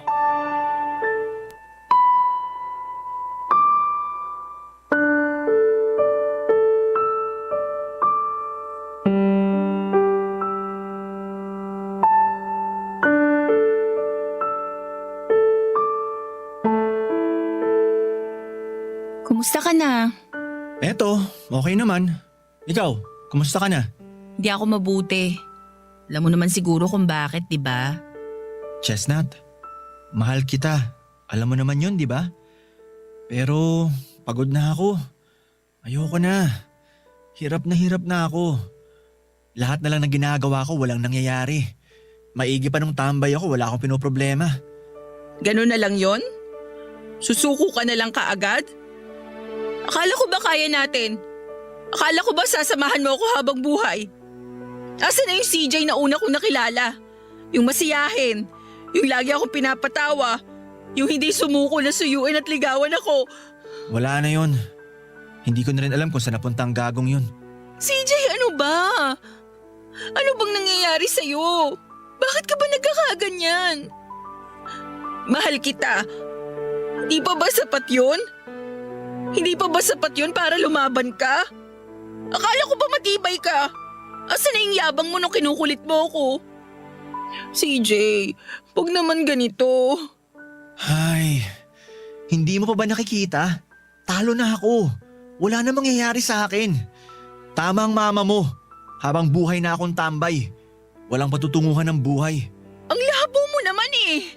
Pumasok ka sa buhay ko, tinanggap kita, ipinaglaban kita. Ginawa ko ang lahat tapos ganito lang ang gagawin mo? CJ, simple lang naman ang problema natin eh. Bakit ba kailangan nating palakihin? Simple? Kahihiyan mo nakataya dito. Kapakanan mo. Hindi mo ba nakikita? Talunan ako. Hindi tayo bagay. Huwag mo sayangin ang buhay mo sa akin. May pinag-aralan ka, maganda ka. Madali ka makakahanap ng lalaking pwede mong ipagmalaki. Hindi yung kagaya ko na walang kwenta. Walang kwenta? Sana naisip mo yan bago mo ako ginulo. Bago ka pumasok sa buhay ko. Sumugal ako sa'yo. Kahit na alam ko na mahihirapan akong baguhin ka. Sumugal ako, CJ. Sumugal ako dahil mahal kita. Hindi pa ba sapat yun? Tapos ngayon ano? Sasabihin mo sa akin na humanap na lang ako ng iba? Hindi, CJ. Hindi ako papayag. Nagawa ko ng sumugal noon. Susugal uli ako ngayon. Chestnut, ayoko na. Ano bang mahirap intindihin sa sinabi ko? Ayoko na. Maghiwalay na lang tayo. Alam kong masakit dahil sa halip na ikaw makipaghiwalay sa akin, ako pa nakikipaghiwalay sa'yo. Pero ayaw mo kasing makinig eh. Oo, mahal kita. Pero hindi sapat yung pagmamahal na yun para manatili ako sa tabi mo. Naawa ako sa'yo sa tuwing naririnig ko ang sinasabi ng mga tao tungkol sa atin. Kapag pinagtatawanan ka nila dahil akong pinatulan mo. Masakit sa akin lahat ng yun. At hindi ko kayang makita na nahihirapan ka ng dahil lang sa akin. Wala kang kinabukasan sa akin. Wala akong maipagmamalaki sa pamilya mo. Hindi, CJ. Hindi kita iiwan. Di ba may plano pa sana tayo na magsama? Kaso bigla ka namang nawala. Bumuo na tayo ng pamilya. Ituloy na natin yung plano natin na magsama at sabay tayong lalayo. Sabay tayong bubuo ng pangarap na tayo lang. Tapos ano? Kapag hindi na natin kayang abutin yung mga pangarap na yon, babalik tayo sa ganito? Uuwi ako sa inyo? Tapos aalipustahin na naman ako ng pamilya mo? Tama na, Chestnut. Tapusin na lang natin to. Hindi ako papayag, CJ. Hindi tayo maghihiwalay. Chestnut, may iba na akong gusto. Hindi ako naniniwala. Sinasabi mo lang yan para layuan kita. Totoo ang sinasabi ko. At okay kaming dalawa. Malaya kami. Maayos ang samahan namin. Pareho kaming walang direksyon ng buhay. Okay na yun. At least hindi ako napapahiya. At hindi ko na rin kailangan magpakahirap para lang magustuhan ako. Paano ako? Ha? Gano'n na lang yon? CJ, hinanap kita. Kinalimutan ko ang pride ko. Ipinaglaban kita. Alam ko na masasaktan ka. Aaminin ko, mahal pa rin kita. Pero kailangan kong lumayo para makita mo na hindi ako karapat-dapat sa pagmamahal mo. Para maramdaman mo na kaya mo naman pala na wala ako. Masyado nang komplikado ang lahat. Sige na, umuwi ka na. Baka mamaya hanapin ka na ng mama mo. Awayan ka na naman dahil sa akin. Kalimutan mo na ako. Darating na rin ang girlfriend ko. Mamaya dito pa kayo magpang-abot. Hindi ako aalis dito, CJ, nang hindi ka kasama. Magkagulo na kami ng babae mo kung magkakagulo kami. Wala akong pakialam. Basta hindi ako aalis. Umalis ka na. Kahit anong gawin mo, hindi na magbabagong isip ko. Ayoko na mabuhay na komplikado kasama mo. Kalimutan mo na ako. Wala ka mapapala sa akin. Kahit anong sabihin mo, hindi ako aalis dito. Kahit pa sabihin mo na hindi mo ako mahal, hindi pa rin ako naniniwala sa'yo. Kukulitin kita kagaya ng ginawa mo sa akin noon. Hindi ako papayag na hindi kita kasama. Ikaw ang bahala. Basta ako. Ayoko na. Nasabi ko na sa'yo lahat ng gusto kong sabihin. Wala na tayong dapat pag-usapan. Umuwi ka na sa nanay mo.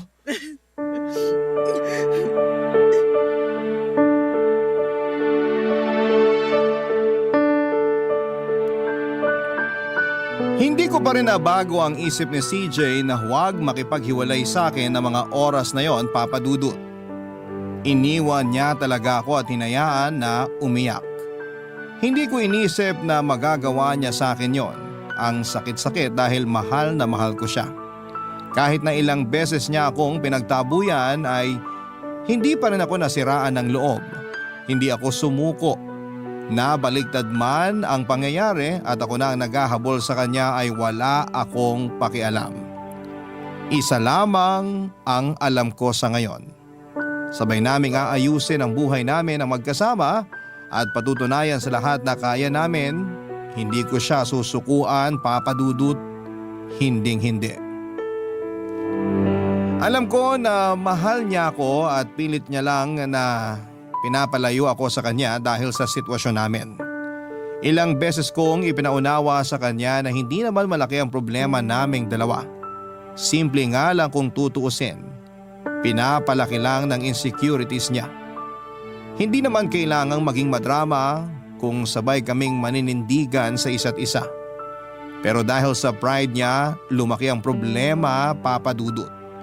Kahit ganon ang ugali niya ay pinilit ko pa rin siyang unawain.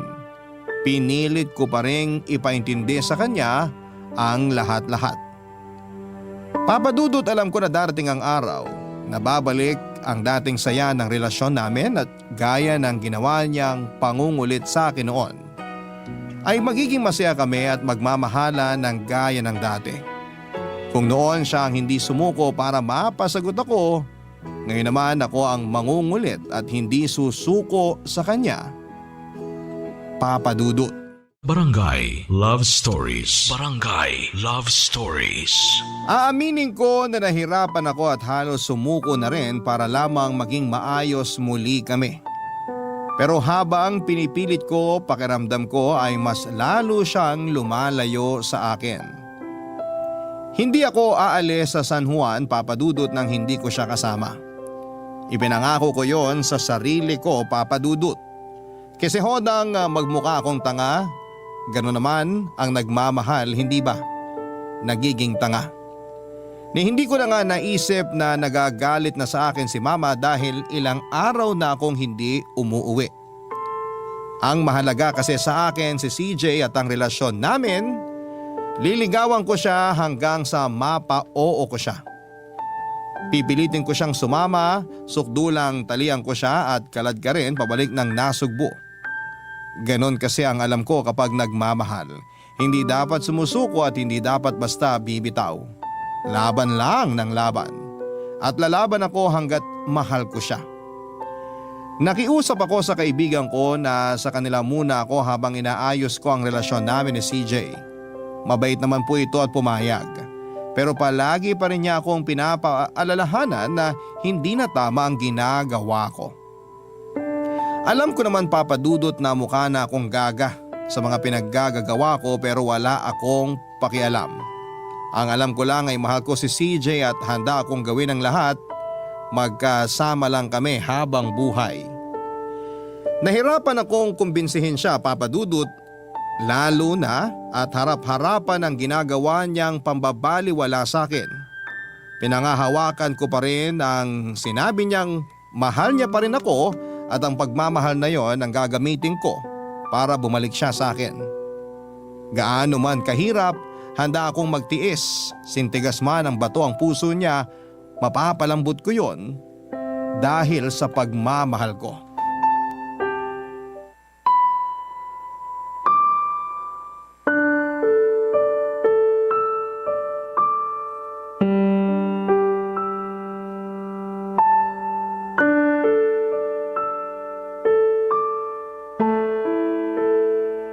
CJ, mahal kita. Huwag mo naman akong pahirapan ng ganito. Chestnut, huwag kang umiyak dito. Baka akalain ng mga dumadaan, inaano kita. Wala akong pakialam sa kanila. CJ, mahal kita.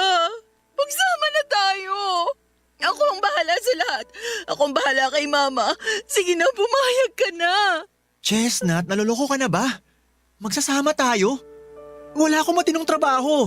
Wala akong ipapakain sa'yo. Pambili nga ng sarili kong pagkain, di ko alam kung saan kukunin eh. Tapos magsasama pa tayo? Nahihibang ka na ba talaga? Oo, nahihibang na ako. Oo, tanga ako. Naloloko na ako. Hindi mo ba nakikita kung gaano kita kamahal? Chestnut, alam na alam mo kung anong nangyayari sa ating dalawa, hindi ba? Hindi pa ba malinaw sa'yo ang lahat? Ayoko na. Alin bang mahirap intindihin dun? Huwag ka naman masyadong magpakababa dahil lang sa akin. Wala akong kwentang tao. Hindi mo ba nakikita yun? Nakikita ko, CJ. Nakikita ko kung anong klaseng tao ka. Nakikita ko kung anong buhay meron ka. Pero ang gago mo eh. Tulungan mo rin naman ako. Magtiwala ka naman sa akin na kaya kitang tulungan. Sabay tayong aangat. Sabay nating aayusin ang buhay natin ng magkasama. Magtiwala ka lang sa akin. Hindi kaya na konsensya kung makitang nahihirapan ka. Kung magsasama tayong dalawa, ano mangyayari sa atin? Ikaw magdadala ng pamilya? At ako ano? Palamunin? Aasa sa'yo? Tapos ano? Tatawagin akong pabigat? Walang silbi? Under? Ganon? Hindi ganon yun, CJ. Hindi ganon? Eh ano pala kung hindi ganon? Sabay nating aayusin ang sarili natin. Sabay tayong magsisikap. Ipapakita natin sa kanila na kaya natin. Na hindi ka basta tambay lang. Nandito lang ako, CJ. Magsama tayo. Sabay tayong aangat pa nga ako. Paano kung matalo uli ako? Paano kung hindi ko pala kaya? Babalik na naman tayo sa dati? Kaya natin, CJ. Kaya natin. Basta magtiwala ka lang sa akin. Nakakatawa, no? Dati akong habol ng habol sa'yo. Pero ngayon, baliktad na. Nakukuha mo pang magbiro sa lagay natin ngayon. Teka, ibig bang sabihin niyang pagbibiro mo? Payag ka nang magsama tayo? Magpapakipot muna ako ng konti. Hindi ako easy to get, no? Anong akala mo sa akin? Kaladkaring lalaki? Pumayag ka na kasi. Huwag ka nang magpakipot. Ay, halika nga rito. Bakit ba ang hirap tumanggi sa'yo? Pakis nga. Mwah! Sige, payag na ako. Pero tutulungan mo ako ha? Oo naman. Pero sandali. Totoo ba na may bago ka ng girlfriend? Wala. Gawa-gawa ko lang yun. Wala kasi akong ibang alam na paraan kung paano kita itataboy eh. Alam ko naman na mahal mo pa rin ako eh. Kaya nga hindi kita sinukuan.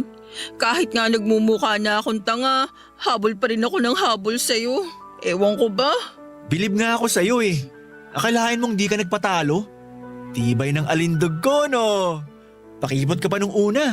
Tapos ngayon, ikaw ang habol ng habol. Yabang mo. Ay, nga pala. Pagbalik natin sa Nasugbu mamaya, magpapaalam na ako kay Mama. Sasabihin ko na magsasama na tayo. At kung hindi niya ako payagan, tatakas ako. Sigurado ka na ba talaga? Akong kinakabahan sa gagawin natin eh.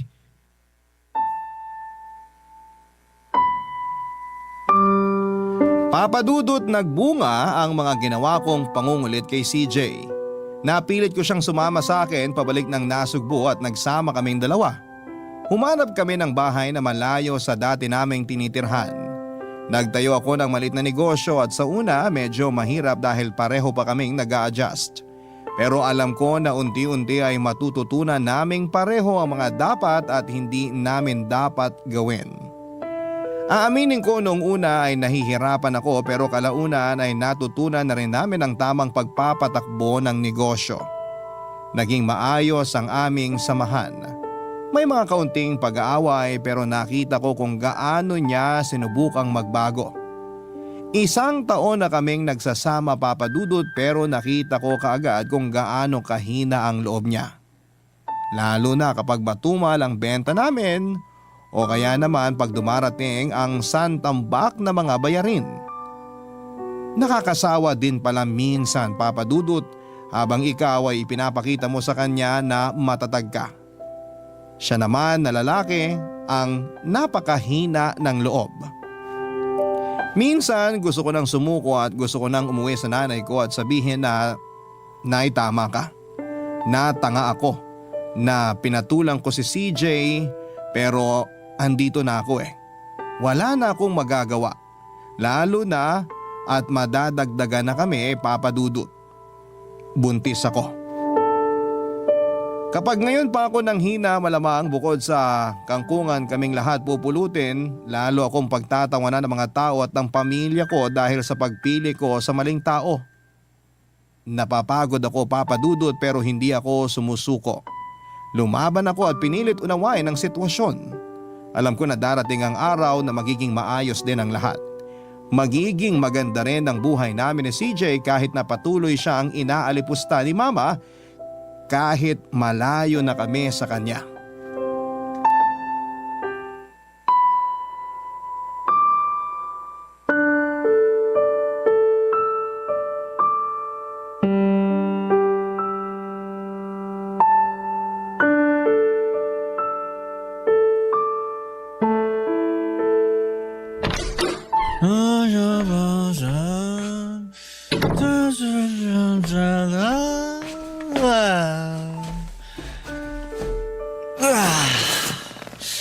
Asawa ko! Asawa ko! Halika rito!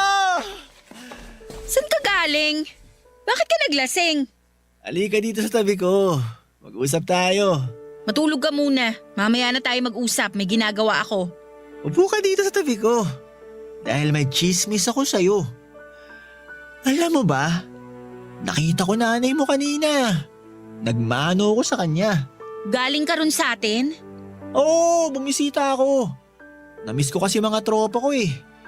Hindi na ako nagpaalam sa'yo kasi busy ka kanina. O anong sabi ni Mama? Wala naman. Inalipos na lang naman niya ako. Tinawag pa rin akong palamunin at pabigat sa harap ng maraming tao. Ayos talaga yung nanay mo, no? Walang tigil ang bunganga.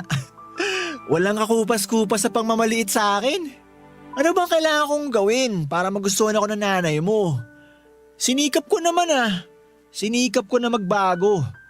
Pero ano magagawa ko? Sa ganito lang talaga ako eh. Oo, wala akong natapos kagaya mo. Mahirap ako. Tambay ako. Pero, inalagaan naman kita. Di kita sinasaktan. Minahal kita. Yun nga lang, sablay ako sa pagtataguyod ng buhay natin. Pero kahit tambay ako, hindi naman ako masamang tao, di ba? Yung iba nga dyan may pinag-aralan nga pero bastos naman. Nananakit ng asawa at kung ano-ano pa. Hindi ako ganon, di ba? Mabait ako. Hindi naman ako. Tingnan mo tong taong to. Maglalasing-lasing, hindi naman pala kaya. Nakakapagod na mga gawain dito sa bahay, nakuha pa nitong maglasing. Wala talagang konsiderasyon. Ay. Hoy CJ, gumising ka nga dyan. Teka, aalalayan kita. Nung ka na sa kwarto matulog. Umayos ka nga, ano ba? Ang bigat-bigat mo ha? CJ, ano ba? Sandali! Uy! Nasusuka ako! Punta lang ako CR! Ay, buwisit! Nasaan ba yung cellphone ko? Matawagan nga si Mama.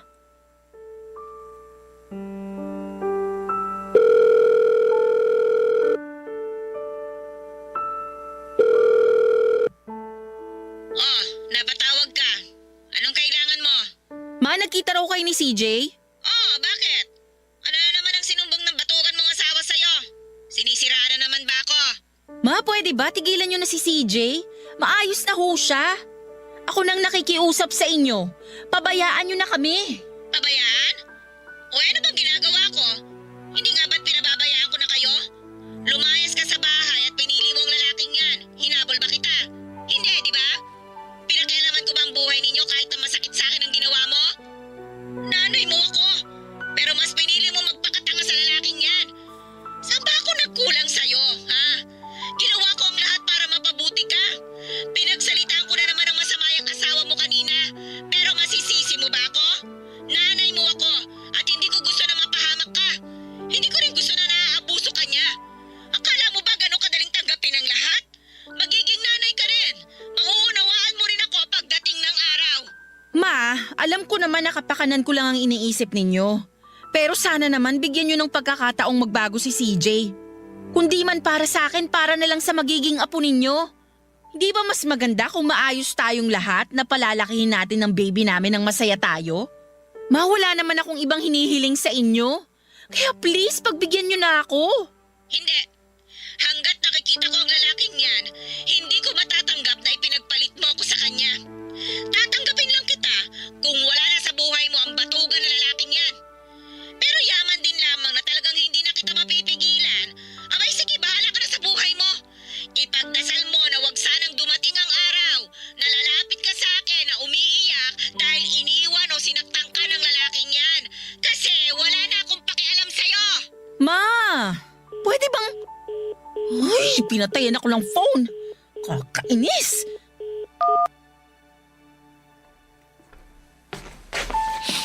Ay, guminahawa pakiramdam ko matapos kong sumuka. Mahal, nung oras na? Mag-aalas 9 na ng gabi. Maglinis ka na ng katawan mo at kakain na tayo. Di ka ba kumakain? Hindi pa.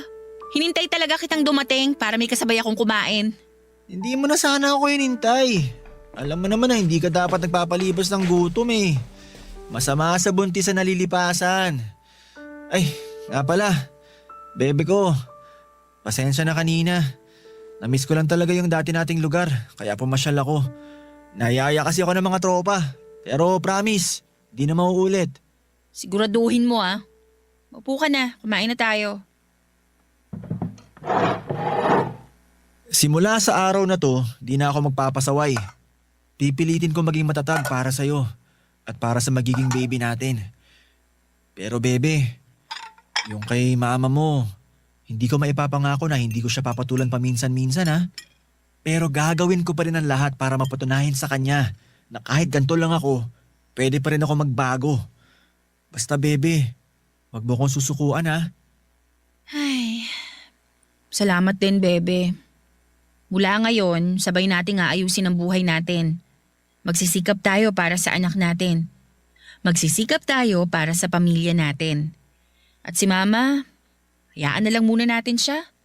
Darating ang araw na hindi rin makakatiis at lalapit din sa atin yun. Lalo na kapag nakita niya ang apo niya. Pakis nga ako? I love you, bebe. I love you too, bebe. Kain na tayo. Uy, mukhang masarap ng luto mo ah. Nilagang baboy. Sakto sabaw nito. Pampababa ng amats.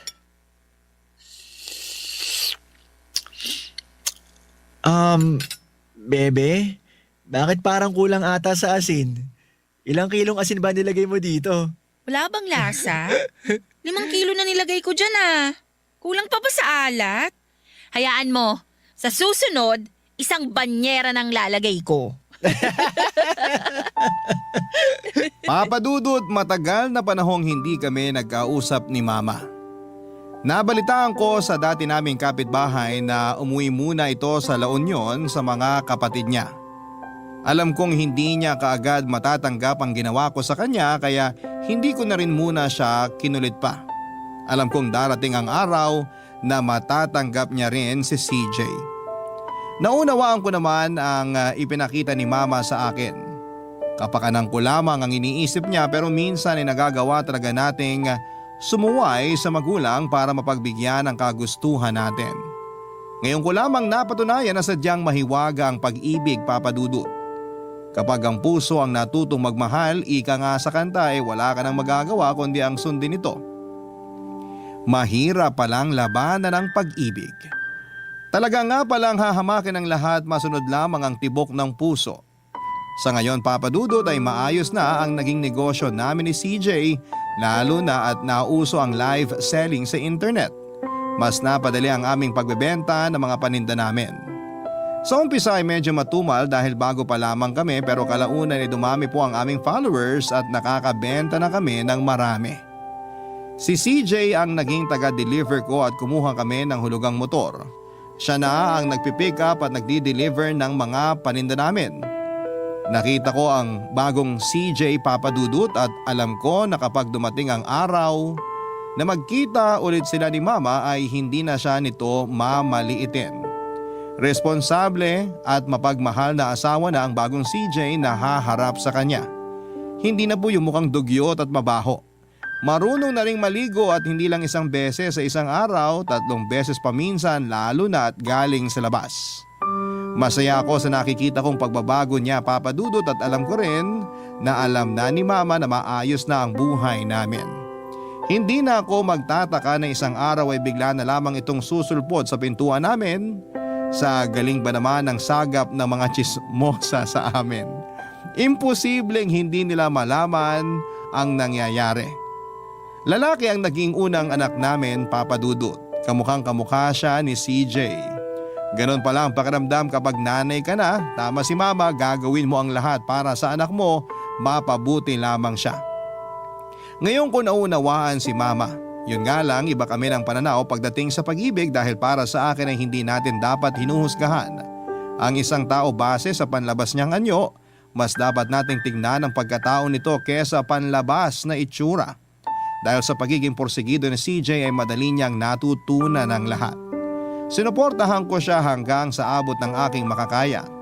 Nakapagtayo kami ng sariling bahay, maliit nga lang pero tamang-tama lang sa amin. Nabayaran rin namin ang motor na hinuhulugan at nagbabalak na rin po kaming kumuha ng isa pang para may katulong si CJ sa pagdi-deliver.